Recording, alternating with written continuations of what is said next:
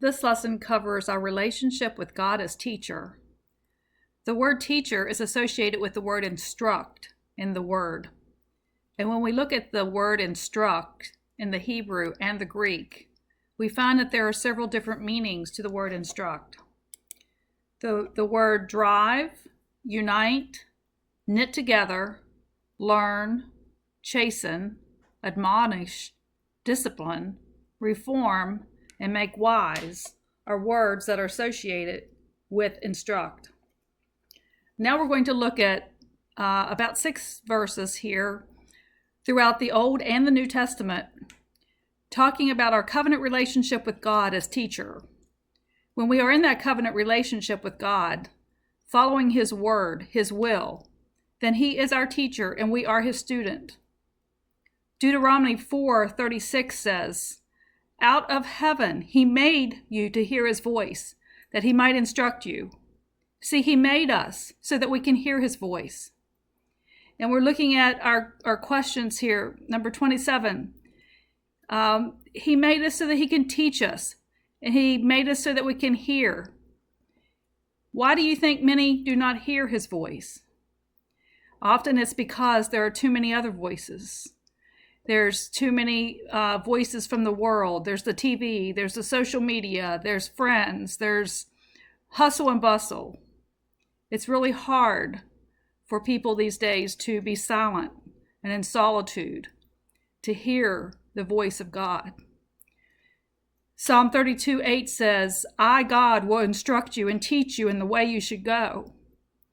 We have to be silent before Him. We have to listen for His voice. We have to be in His word and read His word and ask Him to teach us and show us the way to go and stand on that promise. Psalm 94:10 says, "He who instructs the nations, shall He not correct?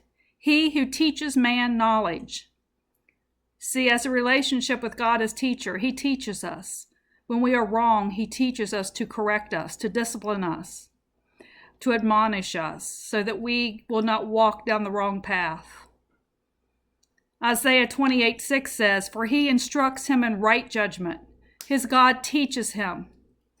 In order to be righteous, we have to be willing to accept right judgment. Right judgment is found when we read the word, when we follow the word and do the word. Isaiah 54:13 says, "All your children shall be taught by the Lord, and great shall be the peace of your children." See, there's not a lot of peace in today's world because we're not being taught by the Lord. We're being taught by social media. We're being taught by the TV. We're being taught by video games. We're being taught by people in the church who don't know the word, who do not appeal to what the Lord says in the word. They don't know it. They're not spending time in it. We have to spend time in the word to know the will of God. 1 Corinthians 2:16 says, "For who has known the mind of the Lord that He may instruct him? But we have the mind of Christ." In order to have the mind of Christ, we have to be in the word. We have to be in the will of God. And to be in the will of God takes time to be in the word. We have to know the word. We have to be still and hear God's voice. So reading these verses and these words defining God as teacher, what thought comes immediately to mind about God being your teacher? Well, what thought comes to my mind is that I have a lot to learn. I can't do it on my own. I can't take somebody else's word for it. He is my teacher. And so therefore, I must spend time with Him in order to know Him. One of the other questions with this section is knit together is one of the words or definitions of being in covenant relationship with God as teacher. If we are knit together with someone, we know that person. Looking over in Hebrews 22:29 and Psalms 46:10, these are two scriptures that tells us how to be knit together with God, how to be one with Him.